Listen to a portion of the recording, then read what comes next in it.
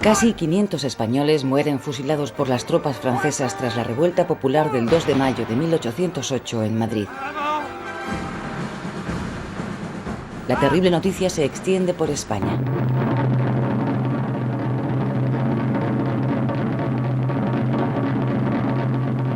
La patria está en peligro. Madrid perece víctima de la perfidia francesa. Españoles, acudid a salvarla. El pueblo, abandonado a su suerte después de la doble abdicación de los reyes Carlos IV y su hijo Fernando VII a favor de Napoleón, se rebela contra el invasor de España y usurpador de su corona. La mecha de la insurrección se extiende rápidamente y los levantamientos contra los franceses corren como la pólvora de un pueblo a otro, de una ciudad a otra, hasta generalizarse en todo el país. La insurrección española constituye el primer movimiento de liberación nacional que surge en Europa para librarse del yugo de Napoleón y de sus afanes imperialistas. Napoleón y sus huestes batallan contra Dios, profanan nuestras tierras, violan, asesinan. Una nueva cruzada nos convoca. ¡Muerte a Napoleón y a sus soldados! El alzamiento popular que desautoriza y desobedece a las instituciones tradicionales produce un vacío de poder que es ocupado de forma espontánea primero por juntas locales y después por juntas provinciales. Las juntas son unas instituciones formadas por las personas de mayor prestigio de cada comunidad que se encargan de restablecer el orden público y de organizar la resistencia contra el invasor. La agresión exterior provoca de forma espontánea un sentimiento de unidad y de cohesión entre todos los españoles. Así, en el otoño de 1808 se reúnen en Aranjuez delegados de todas las juntas para elegir una junta central que, en nombre del rey Fernando VII, retenido por Napoleón en Francia, asume el poder en la España no ocupada. Su misión fundamental es la de coordinar la marcha de la guerra contra los franceses. La preside el ya anciano conde de Floridablanca, ex primer ministro de Carlos III y de Carlos IV.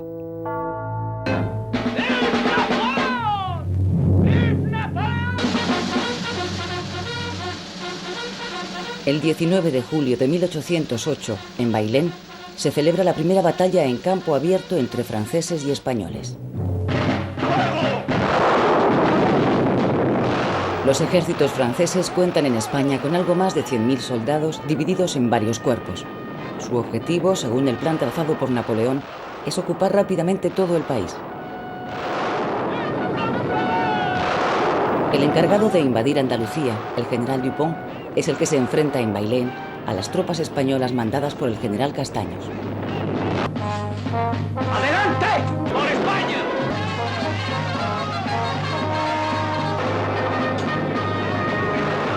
Después de 3 días de combate, la victoria española es aplastante. Mueren más de 2.000 soldados franceses y cerca de 20.000 son hechos prisioneros. Esta es la primera derrota que sufre el ejército de Napoleón, que hasta entonces se había paseado invencible por toda Europa. Todos sus planes para la ocupación del país se desmoronan. Su hermano, José Bonaparte, el nuevo rey de España impuesto por él, que había llegado a Madrid la víspera, tiene que retirarse precipitadamente con el ejército francés hacia Vitoria. El levantamiento popular ha hecho fracasar, de momento, los sueños imperiales napoleónicos.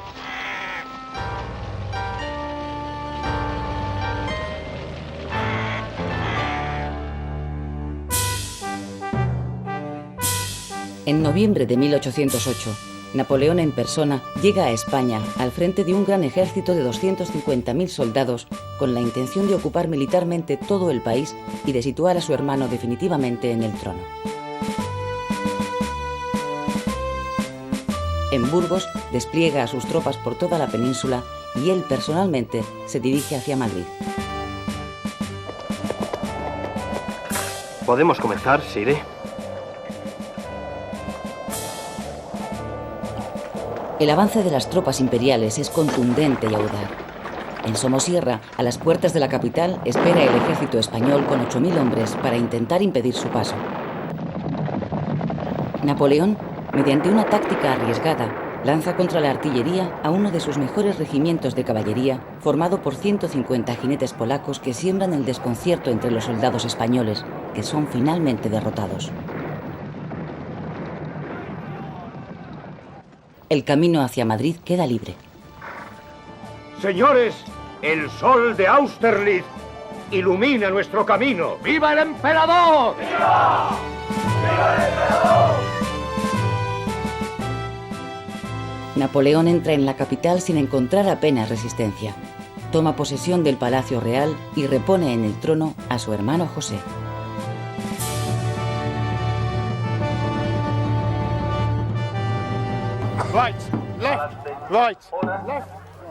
Desde hace unos años se recuerda en La Coruña con esta llamativa escenificación la batalla que enfrentó aquí a ingleses y franceses en enero de 1809. En aquel momento las dos potencias mundiales, Francia e Inglaterra, habían encontrado en España el escenario adecuado para dirimir su lucha por el liderazgo. Al poco tiempo de comenzar la guerra española, los ingleses, deseosos de poder abrir un frente de batalla en el sur de Francia, envían desde Portugal, para ayudar a los españoles, un ejército de 15.000 soldados al mando del general Moore, que en pocos días avanza hasta Salamanca. Napoleón deja precipitadamente Madrid y sale en persecución de los ingleses. Estos emprenden una épica retirada en dirección a La Coruña con la intención de embarcarse hacia Inglaterra. Ya en La Coruña, los ingleses tienen que esperar a la flota que debe recogerles y que se ha retrasado por el mal tiempo. Cuando por fin los barcos comienzan a atracar, las tropas francesas, al mando del general Soult, llegan a La Coruña. Ambos ejércitos se enfrentan en combate. Perdóname, yo hablo español un poquito. Soy mariscal Soult. En esta batalla voy a comandar el ejército francés. Finalmente, gracias a la resistencia del general Moore y al apoyo de los coruñeses, las tropas inglesas consiguen embarcar. Pero Moore muere en el combate. El objetivo francés era destruir el ejército británico. El ejército británico no fue destruido, el ejército británico se embarcó y logró escapar, reformarse en Inglaterra y regresó a Portugal. Meses más tarde, los ingleses, a las órdenes del duque de Wellington, volverán a España para luchar junto a los españoles.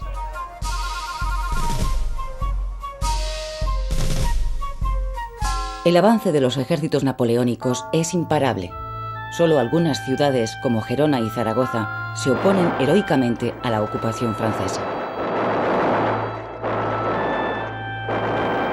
Los zaragozanos, a las órdenes del general Palafox, resisten durante 2 meses el asedio de un ejército de 50.000 soldados. La mitad de la población muere en el empeño. Más obstinada es la resistencia de Gerona, donde el general Álvarez de Castro, al mando de 6.000 hombres, aguanta un asedio de 6 meses. La participación en el levantamiento de todo el pueblo, incluidos ancianos, mujeres y niños, convierte la lucha en una guerra total.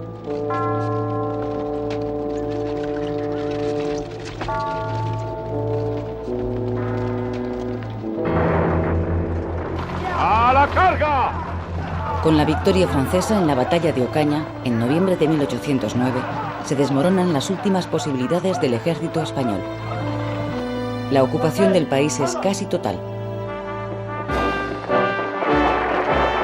Los miembros de la Junta Central se tienen que refugiar en Cádiz, la única ciudad que va a permanecer durante los 6 años que durará la guerra en manos españolas.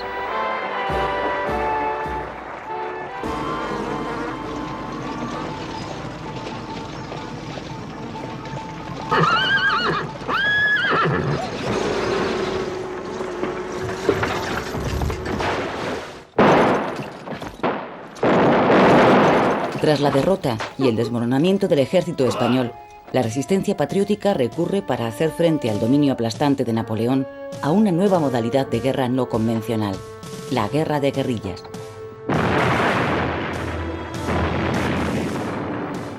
Soldados, oficiales, curas, campesinos, aventureros, españoles de toda clase y condición se echan al monte y se hacen guerrilleros.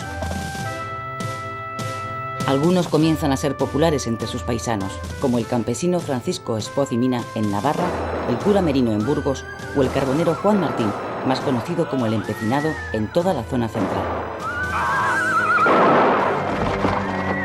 Empezamos con un puñado de hombres. Entonces éramos como un tábano que se mueve y vuela y está picando en todas partes a la vez. Yo conocía mi tierra. Mi tierra me ayudaba.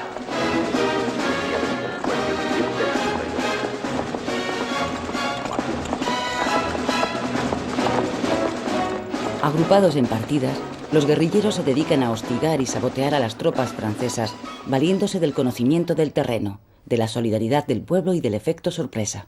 ¡Seguidme! Es tanta la inseguridad que producen en el enemigo que Napoleón se ve obligado a mantener en España durante toda la guerra a 300.000 soldados. Así y todo, los franceses que dominan las ciudades son incapaces, a pesar de la feroz represión, de hacerse con el control del campo.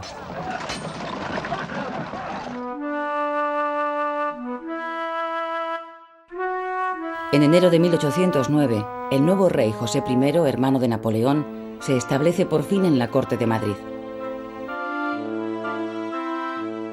Trae consigo la primera constitución escrita del Estado español, decretada por él mismo en Bayona y de signo reformista.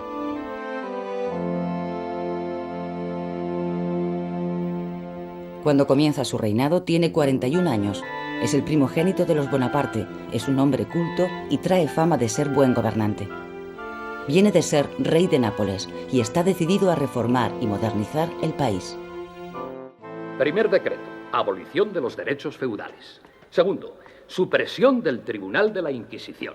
Tercer decreto, reducción de las órdenes religiosas. Cuarto, abolición de las barreras arancelarias en el interior de España. ¡Zas, zas, zas! Este hombre es Voltaire a caballo, lo digo yo. Los señores académicos de esta noble institución prestarán ante Dios su juramento de servir leal y fielmente a su majestad, nuestro rey José Napoleón I. Para gobernar, José I se rodea de un amplio grupo de españoles que ven en el nuevo monarca el camino para la regeneración del país. Son los afrancesados. Sí, juro. Muchos de ellos son funcionarios que después de jurar fidelidad al nuevo rey, continúan en sus puestos.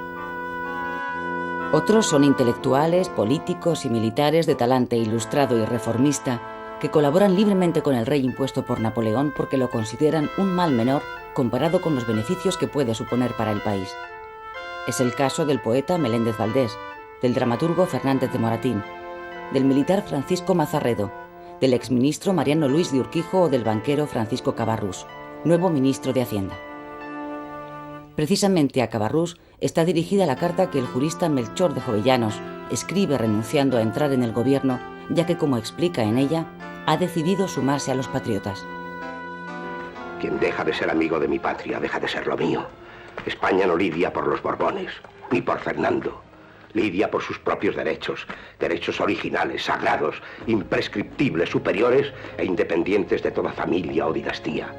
España lidia por su religión, por su constitución, por sus leyes, sus costumbres, sus usos. En una palabra, España lidia por su libertad.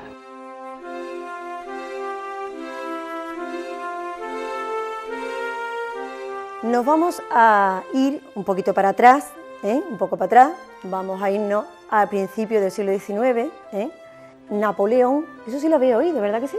Napoleón invadió toda España, pero cuando llegó a esta zona de aquí, donde estamos nosotros, San Fernando de Cádiz, se encontró que ahí no podía pasar, no los dejábamos pasar.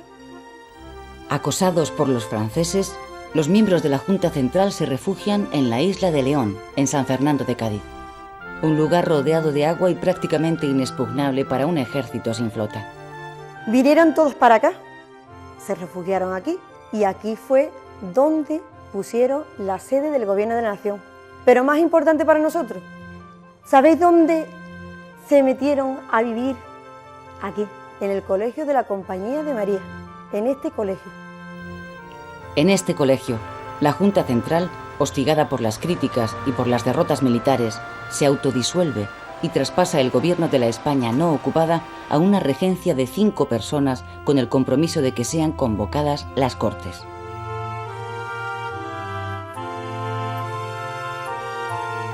Cádiz es en estos momentos una ciudad sitiada, defendida desde el mar por barcos ingleses y llena de refugiados.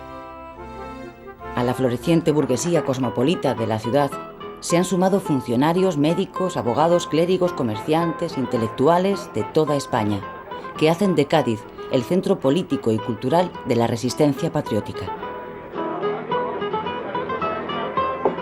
En sus tabernas se comienza a oír la palabra liberal o liberales para designar a los sectores más reformistas de la disuelta Junta Central, que presionaron hasta el último momento para conseguir la convocatoria de las Cortes. Como los afrancesados, los liberales quieren tener una constitución que les sirva para reformar y modernizar el país y además para legitimar al gobierno nacido de la insurrección.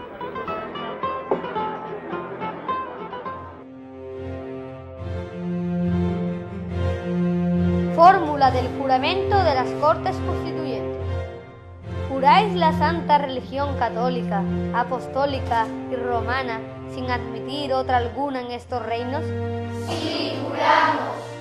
¿Juráis conservar en su integridad la nación española y no omitir medio para liberarla de sus injustos opresores? Sí, juramos. Con este juramento que prestan la centena de diputados presentes en la solemne apertura de estas Cortes Generales y Extraordinarias, el 4 de agosto de 1810, da comienzo la historia del parlamentarismo español y una auténtica revolución. Señorías, reocupan los escaños. Se abre la sesión.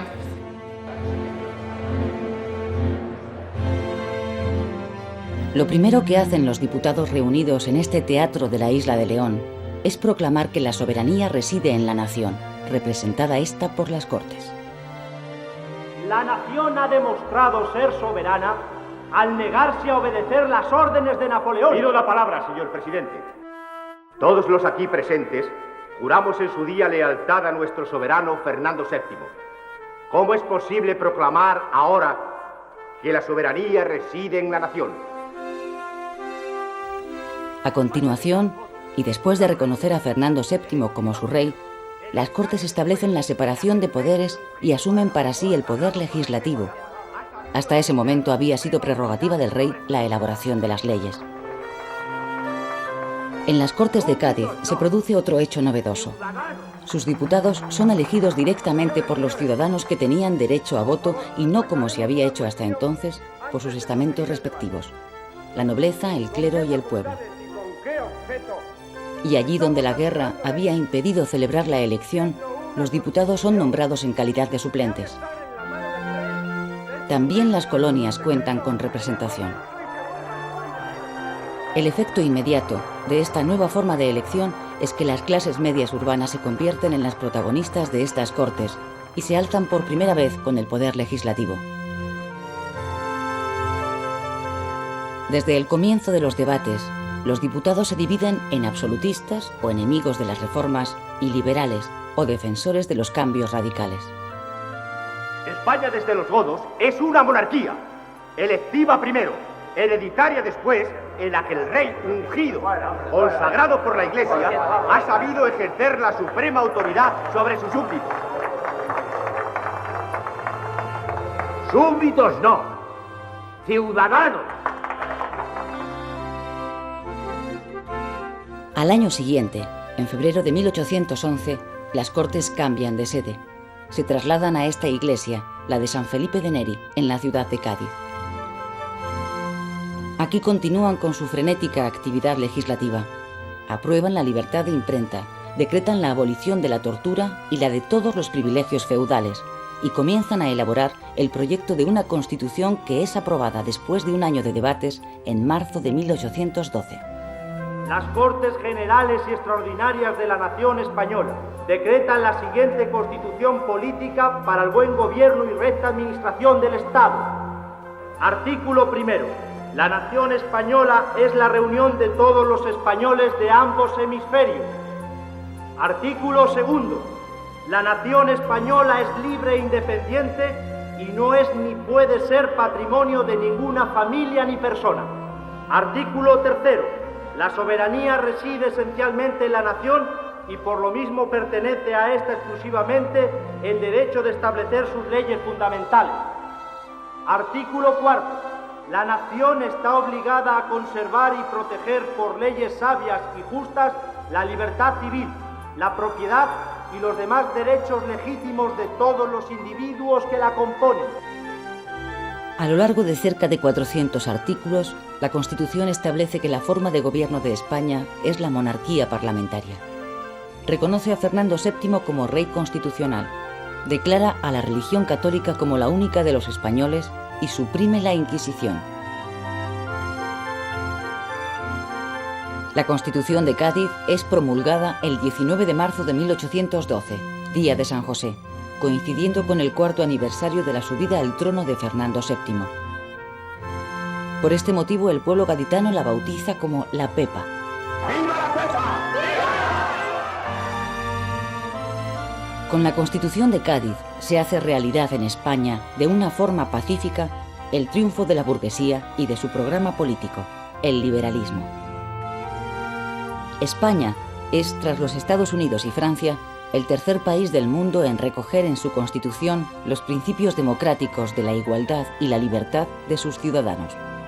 ¡Viva la Constitución!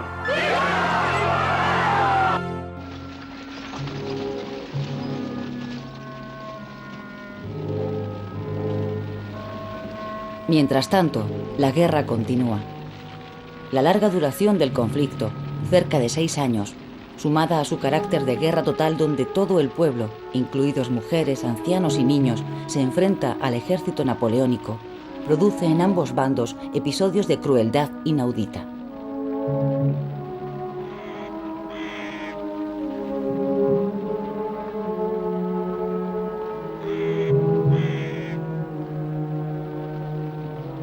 Goya, que presencia muchos de estos horrores, los recoge en una colección de grabados, Los desastres de la guerra.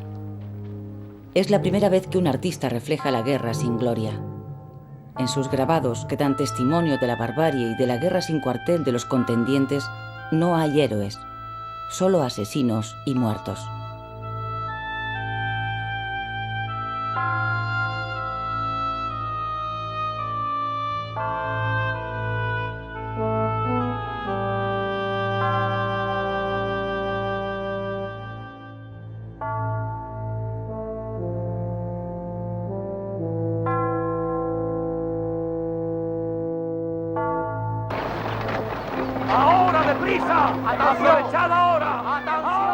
A las calamidades propias de una guerra de desgaste se había añadido en 1811 una hambruna que asoló a gran parte del país.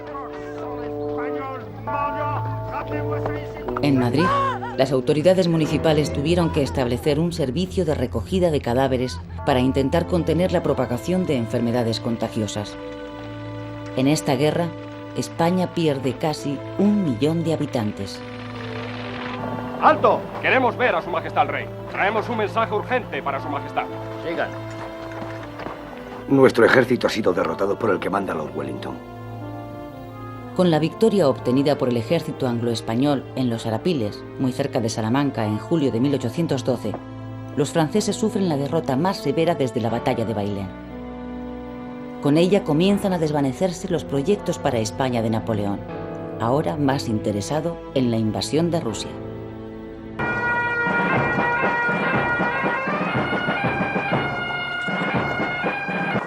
Al mes siguiente de la victoria de los Arapiles, las tropas del duque de Wellington entran por primera vez en Madrid. Pero la liberación definitiva no llegará hasta enero del siguiente año, 1813, tras la estrepitosa derrota de Napoleón en Rusia. El debilitamiento de las tropas francesas en España es tan manifiesto que José Bonaparte decide emprender con su ejército la retirada hacia Francia.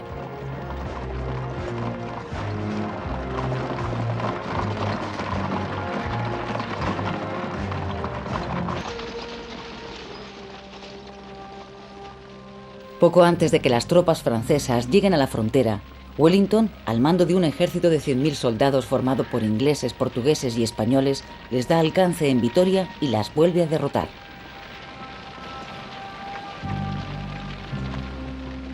Con las prisas por atravesar los Pirineos, el ejército de Napoleón deja sobre el campo de batalla algunos de los muchos objetos de arte que habían sido expoliados durante su retirada.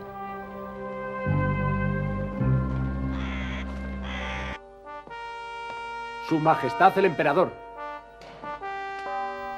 A cambio de la neutralidad de España en la etapa final de la Guerra Europea, Napoleón se ve obligado a reconocer a Fernando VII como rey de España. Mis ejércitos abandonan España. El reinado de mi hermano ha concluido. Comienza el tuyo. La paz entre las dos naciones se firma en diciembre de 1813, en el Palacio de Valençay, donde el rey español había permanecido retenido durante toda la guerra.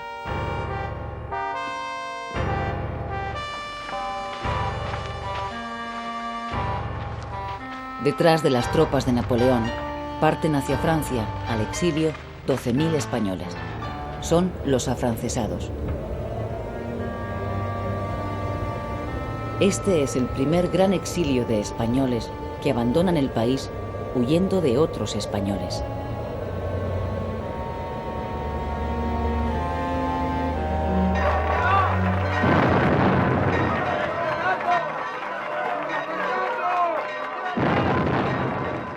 Cuando por fin, en marzo de 1814, regresa Fernando VII a España, hace honor a su apodo, el Deseado.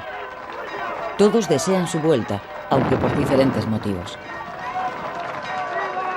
Los liberales le aguardan para que jure y acate la Constitución aprobada en Cádiz y prosiga con las reformas. Los absolutistas, también llamados realistas porque son partidarios de fortalecer el poder real, le esperan para que dé un golpe de timón y vuelva a las instituciones tradicionales. Y finalmente, el pueblo, que ha sufrido una guerra durísima que ha dejado al país devastado y arruinado, confía ciegamente que con la vuelta del rey se consiga una paz duradera y se solucionen los graves problemas económicos. Por el momento, todos le reciben con entusiasmo.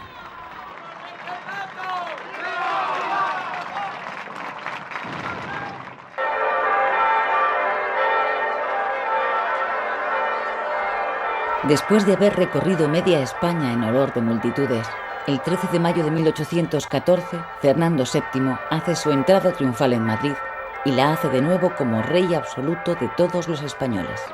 ¡Vivan las caenas! ¡Vivan las caenas! Unos días antes, había firmado un decreto disolviendo las Cortes y derogando todas las reformas aprobadas por ellas, incluida la Constitución.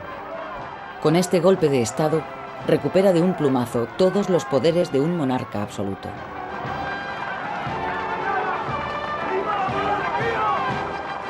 Antes de tomar esa decisión y de enfrentarse a las Cortes y a la regencia que ostentaba el poder ejecutivo hasta que el monarca jurara la Constitución, Fernando VII estuvo midiendo sus fuerzas. Durante su estancia en Valencia, había recibido el respaldo casi total del ejército tradicional y el apoyo incondicional de un grupo de diputados absolutistas que representaban a un tercio de las Cortes. Sabía también que contaba con el apoyo de la Iglesia y con la simpatía del pueblo, que no había dejado de aclamarle desde su vuelta a España. Tanto que en muchos lugares la gente desenganchaba los caballos de su carroza y tiraba de ella con sus propias manos. Eso sucede también en su entrada en Madrid.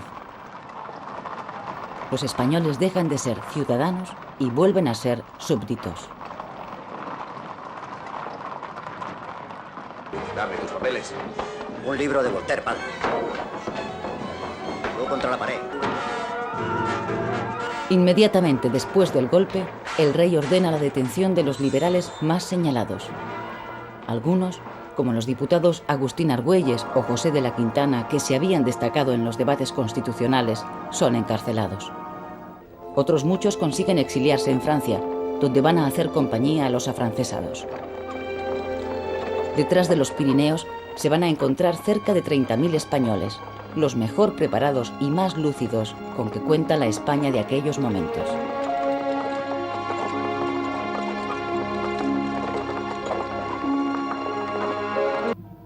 ¿Qué alegáis en vuestra defensa?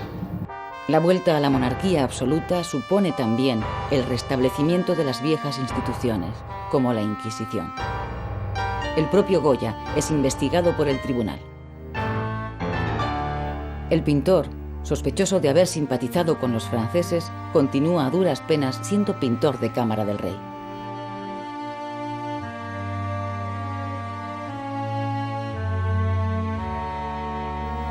En esta época, 1814, antes de aislarse en su Quinta del Sordo, Goya pinta un cuadro que retrata lo que está ocurriendo en el país. Una alegoría donde el tiempo sujeta a la verdad y quiere llevársela consigo. Es una escena que tiene como testigo a la historia.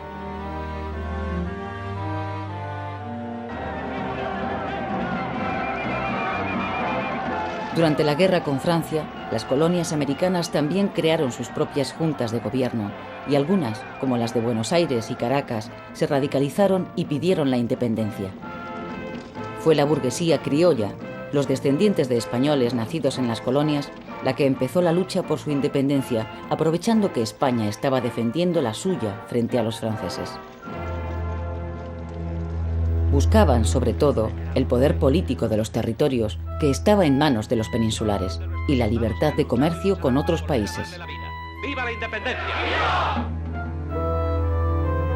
Un hacendado criollo, Simón Bolívar, que será después conocido por el Libertador, encabeza en Venezuela una sublevación que proclama la guerra a muerte a los españoles.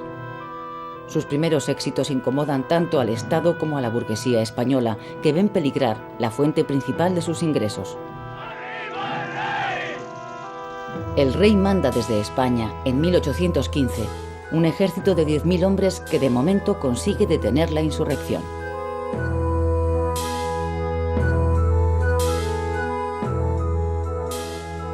A pesar de la represión desatada por Fernando VII contra los liberales, una minoría urbana nutrida de intelectuales, comerciantes y una incipiente burguesía industrial continúa manteniendo vivo el espíritu liberal. La burguesía es consciente de que el gran mercado colonial lleva ya tiempo hundiéndose. Pretende reorientar su actividad hacia el mercado español y para eso necesita profundas reformas en el país. Unas reformas que solo los liberales podrían hacer. Descartes, Galileo, Voltaire, prohibidos en el país.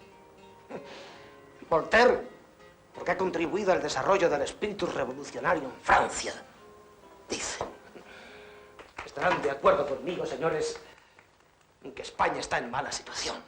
Como gran maestre de la logia de Granada, los liberales pasan a la clandestinidad y comienzan a conspirar para derribar a la monarquía absoluta y restablecer la Constitución. Como lugar de encuentro empiezan a utilizar por su carácter secreto las logias masónicas. La masonería acabará desempeñando un papel revolucionario y liberal que antes no tenía. Sí.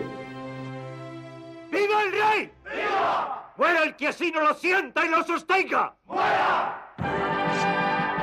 España había salido de la guerra con un ejército desunido y sobredimensionado, especialmente en número de oficiales.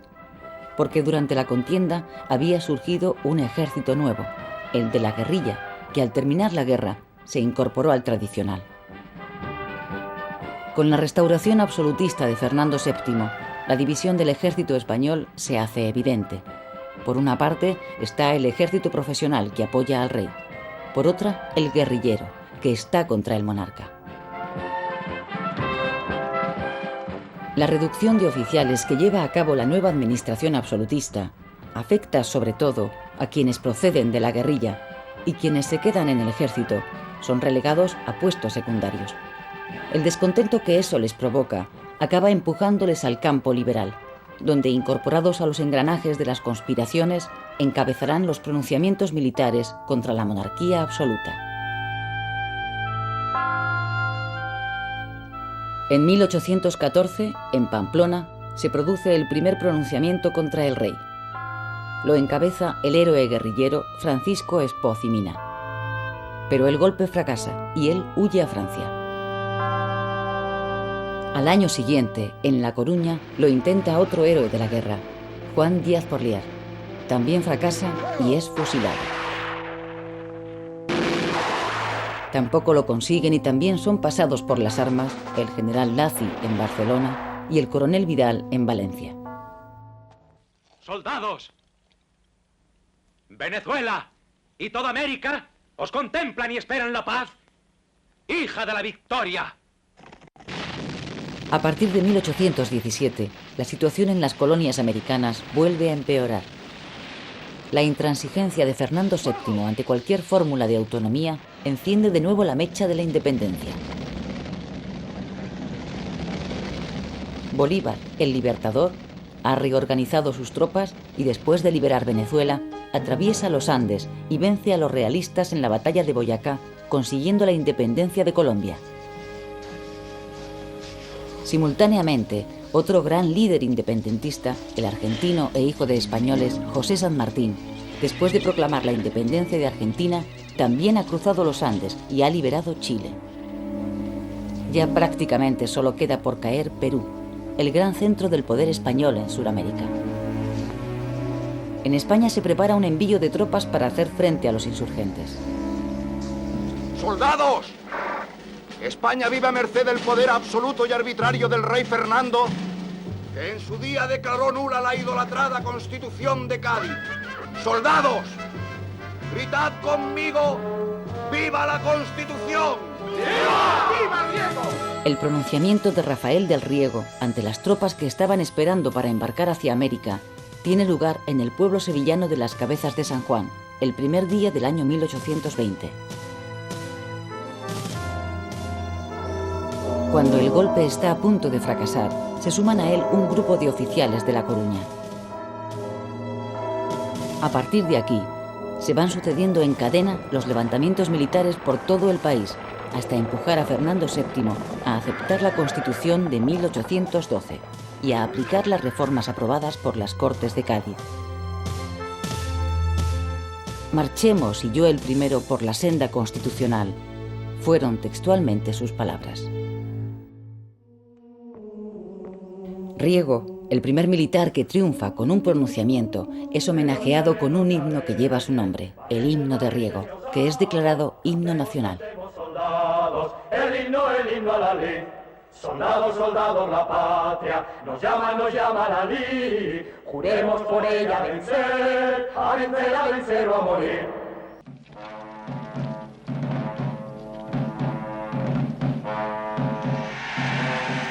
Con la instauración de la monarquía liberal, se suspende el envío de tropas y el proceso de independencia en América se acelera. En América del Norte, en México, un militar realista, el criollo Agustín Iturbide, da un golpe de mano y proclama la independencia en el antiguo virreinato español.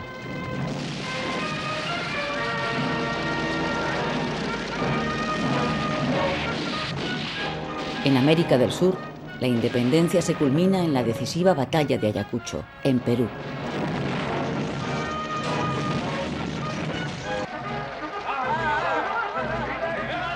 Con la derrota de Ayacucho, queda liquidado el poder español en Sudamérica. De lo que había sido un poderoso imperio, ahora solo queda Cuba, Puerto Rico y Filipinas. España pasa a ser, definitivamente, una nación de segundo orden. 6 meses después del pronunciamiento de Riego, las Cortes se reabren solemnemente con la presencia del rey Fernando VII, que jura públicamente la Constitución. Tiene la palabra el general Riego. Que el rey no tiene prerrogativas, sino deberes. Y aunque todo cambio encuentra resistencias, las Cortes harán saber al mundo que el verdadero valor y grandeza de un monarca consiste en el exacto cumplimiento de sus leyes. Después de restablecer todas las leyes aprobadas por las anteriores Cortes, los diputados continúan legislando para conseguir la unidad político-administrativa del país. Además, se reforma la enseñanza y se crean nuevas universidades. Se amnistía a los afrancesados. Se crea la Milicia Nacional para defender el régimen liberal. Se impone la autoridad civil sobre la eclesiástica. Se suprimen las órdenes monacales, una parte de cuyas propiedades pasa al Estado. Como reacción a estas medidas, la Iglesia comienza a distanciarse del liberalismo.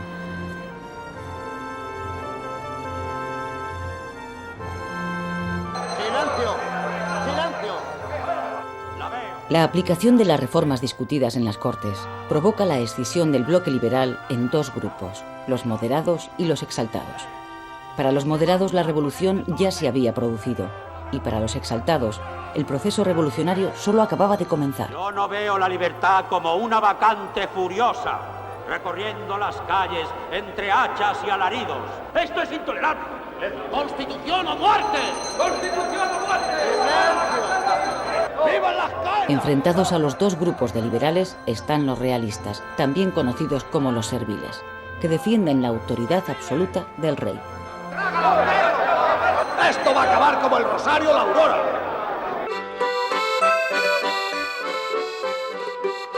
La euforia política que se vive en las Cortes se extiende hasta los cafés de las ciudades, donde los liberales radicales se reúnen en las sociedades patrióticas, cuya función es propagar el liberalismo entre el pueblo. Una canción, el Trágala, se hace popular y recoge el entusiasmo del momento. Que no quieres lo que queremos, la ley preciosa, pues también nuestro. Trágala, trágala, trágala, perro, trágala, trágala, trágala, perro. Que cante el Trágala. Ah. Muy bien. Que lo cante. ¡Que dé un viva a la Constitución! Claro que lo va a dar. Aquí hay motivos para convencerle. Vamos, señores. Dejen en paz a ese hombre, que no les hace ningún daño. Este hombre ni es un buen liberal, ni es un hombre de bien. Yo respondo por él. El final de la guerra no ha llevado, sin embargo, la paz definitiva a la España rural. Partidas de bandoleros, formadas por desertores o exguerrilleros, dificultan las comunicaciones de los pueblos y ciudades con sus continuos asaltos y robos. Háganme el favor de bajar, señores. De los casi 12 millones de españoles, más de la mitad trabajan y viven, malamente, de la agricultura. El campo, que había quedado arrasado por la guerra, padece más que las ciudades los efectos de la depresión económica que el país sufre desde el final de la contienda.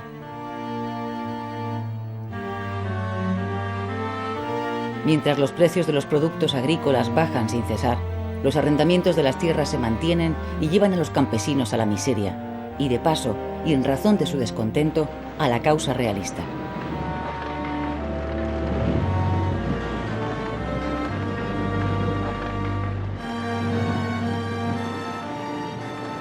En zonas rurales del norte de Castilla, en Navarra y Cataluña, comienzan a formarse partidas de realistas, partidarios de la monarquía tradicional, que se alzan en armas contra el poder liberal.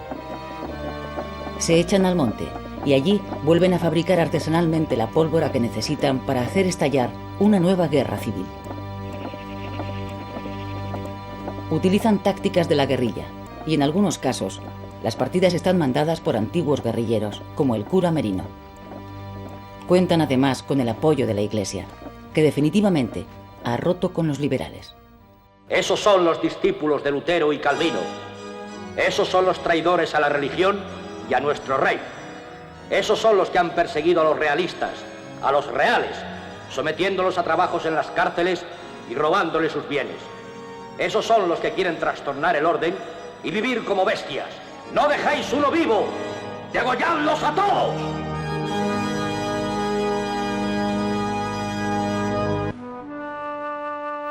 Los liberales exaltados ganan las elecciones en 1822 y Fernando VII se ve obligado a encargar la formación de gobierno a un liberal radical, Evaristo San Miguel, cuyos planes más inmediatos son atajar la insurrección realista que se extiende por el país y contrarrestar la alarma que ha creado en las potencias conservadoras europeas el triunfo radical.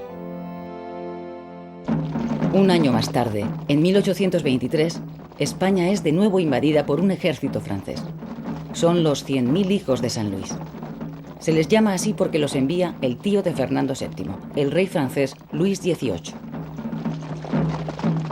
En realidad se trata de un ejército de ocupación enviado por las potencias conservadoras de Europa, agrupadas en la llamada Santa Alianza, para acabar con la monarquía liberal y restablecer en el trono a Fernando VII con todos sus poderes.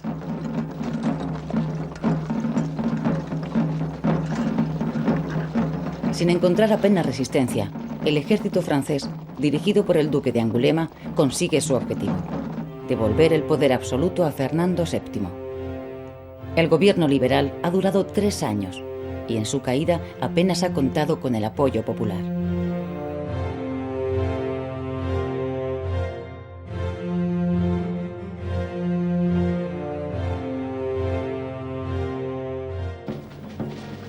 Considerando que el reo Rafael del Riego, que inició hace 3 años en Cabezas de San Juan el alzamiento contra su rey legítimo y en defensa de la llamada Constitución, ha incurrido en su calidad de diputado de las llamadas Cortes en horrorosos atentados contra la voluntad del rey Fernando, le condenamos a pena de muerte en horca infamante, hasta cuyo pie será arrastrado metido en un serón.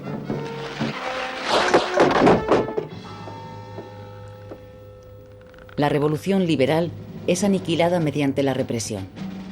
De nuevo, Fernando VII pone en marcha la persecución contra los liberales. Los más señalados, como Riego o el Empecinado, son ajusticiados. ¡Empecinado! Aprovecha los momentos que te quedan para salvar tu alma. ¡Muera la Constitución! Mándese, está detenido. Quíteme las manos encima. ¡Siga!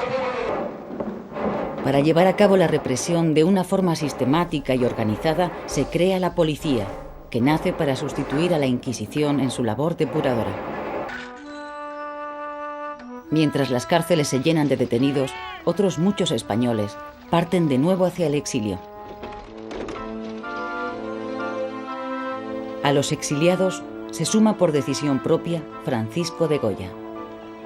Incapaz de soportar otra vez el desgarro de una España irremediablemente partida en dos tras el regreso de Fernando VII, opta por buscar refugio en Francia.